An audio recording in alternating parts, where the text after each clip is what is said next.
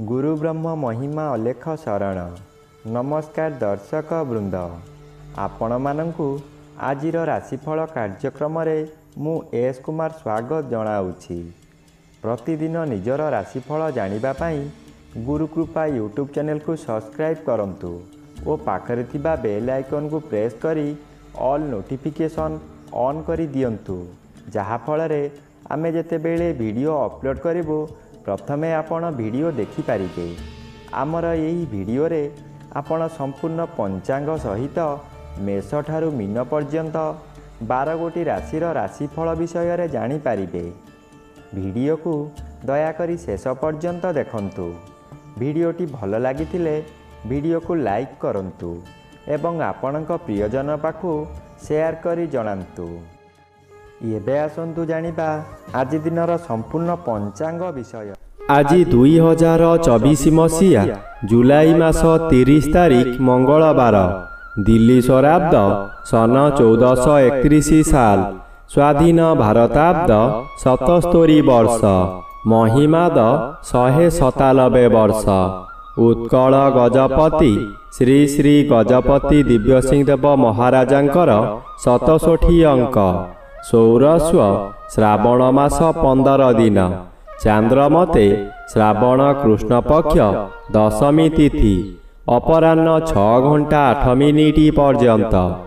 आजिर सूर्योदय विरजा क्षेत्र को 5 घंटा 23 मिनिट, कर्कट लग्न 2 दंड 21 लिता गते उदय। आजिर सूर्यास्त विरजा क्षेत्र को 6 घंटा 19 मिनिट, मकर लग्न 2 दंड 2 लिता गते अस्त। आज वृषचंद्र 60 दंड, कृतिका नक्षत्र दिबा 12 घंटा 37 मिनिट पर्यंत, एहा परे रोहिणी नक्षत्र। आज जन्मित शिशुर वृष राशि, वैश्यवर्ण दानवगण, दिबा 12 घंटा 37 मिनिट गते नरगण।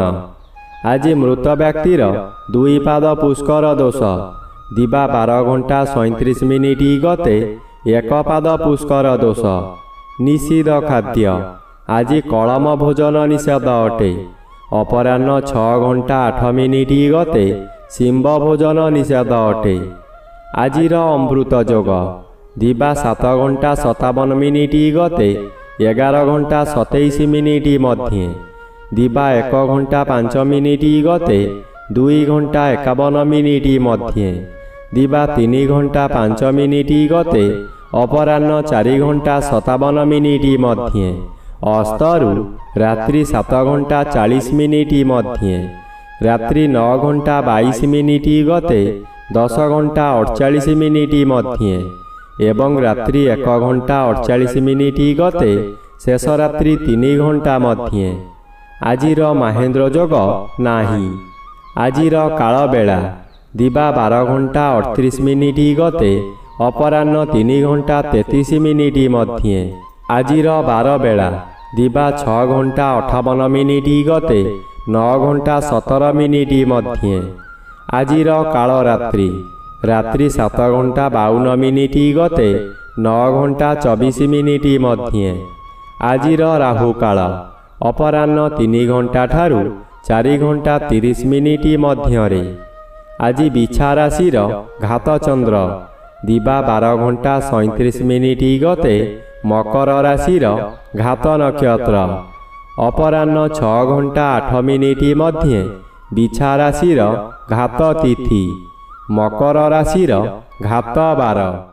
बंधुगण एबे आसंतु जानिबा मेष ठारू मीन पर्यंत 12 गोटी राशिर राशिफल विषय रे।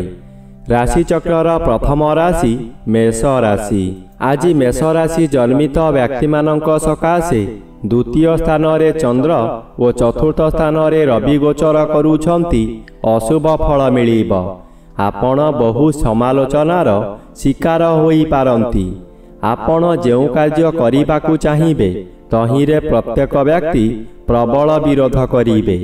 यही समय रे आपणकर नासा कर्ण चक्षु आदि रे आघात लागि पारे।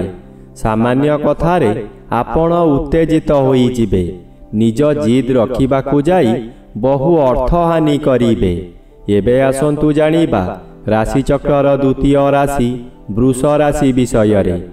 ଆଜି ବୃଷ ରାଶି ଜନ୍ମିତ ବ୍ୟକ୍ତିମାନଙ୍କ ସକାଶେ ଶ୍ରୀଚନ୍ଦ୍ର ଭୋଗ ହେଉଥିବାରୁ ଓ ଆଂଶିକ ବାଧା ପାଉଥିବାରୁ କିଛିକାଂଶରେ ଶୁଭ ଫଳ ମିଳିବ। ଏହି ସମୟରେ ଗୃହରେ କିଛି ମାଙ୍ଗଳିକ କାର୍ଯ୍ୟ ହୋଇପାରେ। ଖୁବ୍ ଧୁମଧାମରେ ଆନନ୍ଦ ଉତ୍ସବ ପାଳିବେ। ନିଜ ପାଖରେ ଅର୍ଥ ଥାଉ କି ନ ଥାଉ ସ୍ୱାଦିଷ୍ଟ ଭୋଜନ କରି ନିଜେ ଭୋଜନ କରିବା ସହିତ ପରିବାର ଲୋକଙ୍କୁ ଖୁଆଇ ଆନନ୍ଦ ଅନୁଭବ କରିବେ। ଆଜି ଦୂରଯାତ୍ରା କରନ୍ତୁ ନାହିଁ। ଏବେ ଆସନ୍ତୁ ଜାଣିବା ରାଶିଚକ୍ରର ତୃତୀୟ ରାଶି ମିଥୁନ ରାଶି ବିଷୟରେ। ଆଜି ମିଥୁନ ରାଶି ଜନ୍ମିତ ବ୍ୟକ୍ତିମାନଙ୍କ ସକାଶେ ଦ୍ୱିତୀୟ ରବି ବାଧାପ୍ରାପ୍ତ ଅଛନ୍ତି। ଅଶୁଭ ଫଳ ପ୍ରଦାନ କରିବେ ନାହିଁ। ଦ୍ୱାଦଶ ଚନ୍ଦ୍ର କୃଷ୍ଣପକ୍ଷ ହେତୁ କିଛି ଶୁଭ ଫଳ ମିଳିବ।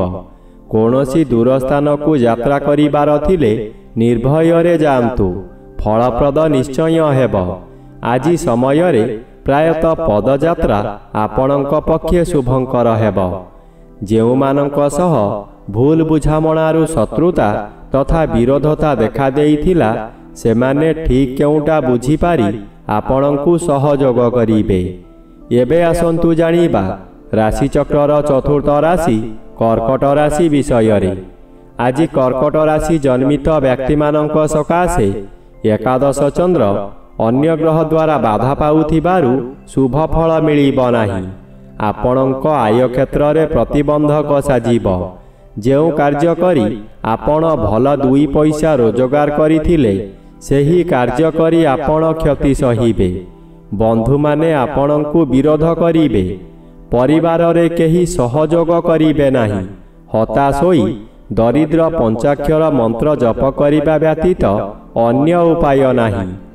ଏବେ ଆସନ୍ତୁ ଜାଣିବା ରାଶିଚକ୍ରର ପଞ୍ଚମ ରାଶି ସିଂହ ରାଶି ବିଷୟରେ। ଆଜି ସିଂହ ରାଶି ଜନ୍ମିତ ବ୍ୟକ୍ତିମାନଙ୍କ ସକାଶେ ଦଶମ ସ୍ଥାନରେ ଚନ୍ଦ୍ରଗୋଚର କରୁଛନ୍ତି। ଆପଣଙ୍କ କର୍ମକ୍ଷେତ୍ରରେ ଉଚ୍ଚତର ପାହ୍ୟାକୁ ଉନ୍ନୀତ ହେବେ। ଏହି ସମୟରେ ନୂତନ କର୍ମ ମଧ୍ୟ ମିଳିବ। ଯେକୌଣସି କାମ କରନ୍ତୁ ତହିଁରେ ସଫଳତା ମିଳିବ। ଉପରିସ୍ଥ ଅଫିସରଙ୍କ ଠାରୁ ପ୍ରଶଂସାମାନ ମିଳିବ। ପ୍ରତିଷ୍ଠା ଲାଭ କରିବେ। ସୁନାମ ଆପଣଙ୍କର ପ୍ରାପ୍ତ ହେବ। ଦ୍ୱାଦଶ ରବି ଅଶୁଭ। ଆଜି କରଜ ଦେଇଥିବା ଅର୍ଥ କାହାରିକୁ ମାଗନ୍ତି ନାହିଁ। ମାଗିଲେ କଳହ ହୋଇପାରେ। ଏବେ ଆସନ୍ତୁ ଜାଣିବା ରାଶିଚକ୍ରର ଷଷ୍ଠ ରାଶି କନ୍ୟା ରାଶି ବିଷୟରେ। ଆଜି କନ୍ୟା ରାଶି ଜନ୍ମିତ ବ୍ୟକ୍ତିମାନଙ୍କ ସକାଶେ ନବମ ସ୍ଥାନରେ ଚନ୍ଦ୍ରଗୋଚର କରୁଛନ୍ତି। ଶୁଭ କର୍ମରେ ଯୋଗଦାନ କରି ବହୁ ଅର୍ଥ ବ୍ୟୟ କରିବେ, କିନ୍ତୁ କାହାରି ପାଖରୁ ପ୍ରଶଂସା ମିଳିବ ନାହିଁ। ଶେଷରେ ଲୋକ ହସା ହେବେ। ଆପଣଙ୍କୁ ଲୋକମାନେ ପରିହାସ କରିବେ। ଆପଣଙ୍କର ଅସ୍ଥିରତା ପ୍ରକାଶ ପାଇବ। ଏକାଦଶର ବି ଶୁଭ ଫଳ ମିଳିବ। ଅଚାନକ ଆପଣଙ୍କ ଧନ ବୃଦ୍ଧି ହେବ। ବ୍ୟବସାୟରେ ଆଶାଠାରୁ ବହୁ ଗୁଣରେ ଲାଭାନ୍ୱିତ ହୋଇ ଆଗାମୀ ସକାଶେ ସଞ୍ଚୟ କରି ରଖିବେ। ଏବେ ଆସନ୍ତୁ ଜାଣିବା ରାଶିଚକ୍ରର ସପ୍ତମ ରାଶି ତୁଳା ରାଶି ବିଷୟରେ। ଆଜି ତୁଳା ରାଶି ଜନ୍ମିତ ବ୍ୟକ୍ତିମାନଙ୍କ ସକାଶେ ଅଷ୍ଟମ ସ୍ଥାନରେ ଚନ୍ଦ୍ରଗୋଚର କରୁଛନ୍ତି। ଶୁଭ ଫଳ ମିଳିବ। ଏହି ସମୟରେ ଆପଣ ଯେଉଁ ସ୍ଥାନକୁ ଯିବେ ସେଠାରେ କଳହ ହେବ। ବିଭିନ୍ନ ପ୍ରକାର କ୍ଷତି ହୋଇ ଆପଣଙ୍କ ମଥା ବିଚଳିତ ହୋଇଯିବ। ରାସ୍ତାରେ ଯିବା ସମୟରେ ଆପଣ ଅନ୍ୟମନସ୍କ ହୋଇପାରନ୍ତି। ସାବଧାନ ନ ରହିଲେ ଯାନବାହନ ଦୁର୍ଘଟଣାକୁ ଏଡ଼ାଇ ଦେଇ ହେବ ନାହିଁ। ଏହି ସମୟରେ ଆପଣଙ୍କୁ ଗରମ ଜ୍ୱର ମଧ୍ୟ ହୋଇପାରେ। ଏବେ ଆସନ୍ତୁ ଜାଣିବା ରାଶିଚକ୍ରର ଅଷ୍ଟମ ରାଶି ବିଛା ରାଶି ବିଷୟରେ। ଆଜି ବିଛା ରାଶି ଜନ୍ମିତ ବ୍ୟକ୍ତିମାନଙ୍କ ସକାଶେ ନବମ ରବି ବାଧାପ୍ରାପ୍ତ ଅଛନ୍ତି।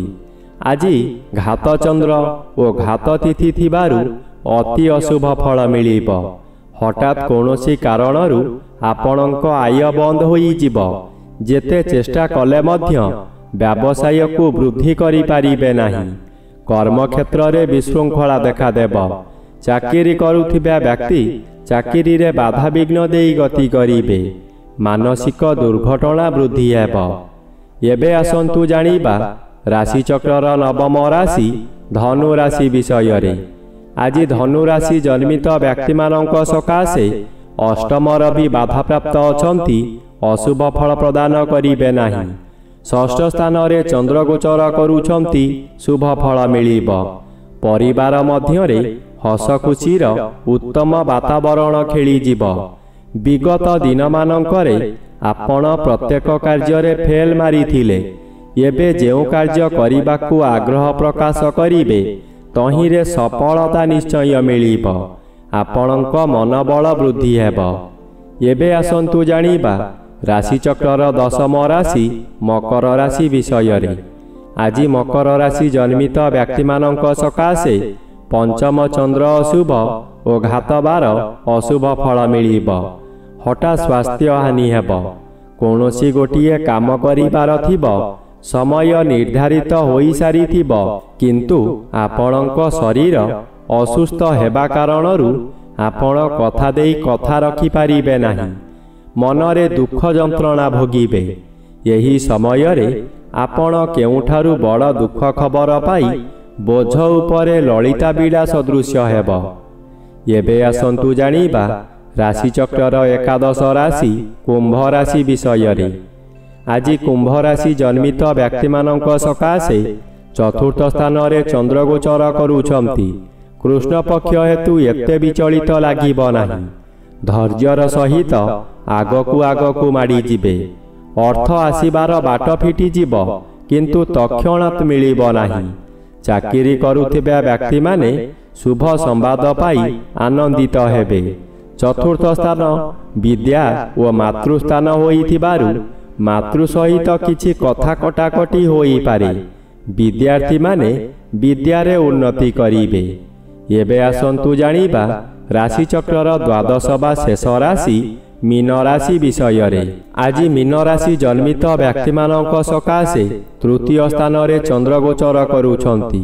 ଏହି ସମୟରେ ବହୁ ଚେଷ୍ଟା କରି ଆପଣ ବାରମ୍ବାର ବିଫଳ ହେଉଥିବା କାର୍ଯ୍ୟ ହଠାତ୍ ଆପଣଙ୍କ ସପକ୍ଷରେ ଯିବ। ବହୁ ଅର୍ଥର ମାଲିକ ଆପଣ ହୋଇପାରନ୍ତି। ପୂର୍ବରୁ ଖରାପ ଥିବା ସ୍ୱାସ୍ଥ୍ୟ ଏହି ସମୟରେ ମନର ବଳ ବୃଦ୍ଧି ପାଇଥିବାରୁ ସ୍ୱାସ୍ଥ୍ୟ ଉତ୍ତମ ରହିବ। ବନ୍ଧୁବାନ୍ଧବ ଆପଣଙ୍କ ପ୍ରଶଂସା ଗାନ କରିବେ। ଆପଣଙ୍କର ଖୁସି ହିଁ ଖୁସି ମିଳିବ। ଏହି ଗଲା ଆଜି ଦିନର ସମ୍ପୂର୍ଣ୍ଣ ପଞ୍ଚାଙ୍ଗ ସହିତ ମେଷଠାରୁ ମୀନ ପର୍ଯ୍ୟନ୍ତ 12 ଗୋଟି ରାଶିର ରାଶିଫଳ ବିଷୟରେ। ଭିଡ଼ିଓଟି କିପରି ଲାଗିଲା କମେଣ୍ଟ ମାଧ୍ୟମରେ ମତାମତ ଜଣାଇବାକୁ ଅନୁରୋଧ ଏବଂ ଭିଡ଼ିଓକୁ ଲାଇକ୍ କରି ଆପଣଙ୍କ ପ୍ରିୟଜନଙ୍କ ପାଖକୁ ସେୟାର କରି ଜଣାନ୍ତୁ। ଚ୍ୟାନେଲକୁ ଯଦି ନୂଆ କରି ଆସିଛନ୍ତି ତେବେ ଚ୍ୟାନେଲକୁ ସବସ୍କ୍ରାଇବ୍ କରି ପାଖରେ ଥିବା ଅଲ୍ ନୋଟିଫିକେସନ୍ ଅନ୍ କରିଦିଅନ୍ତୁ।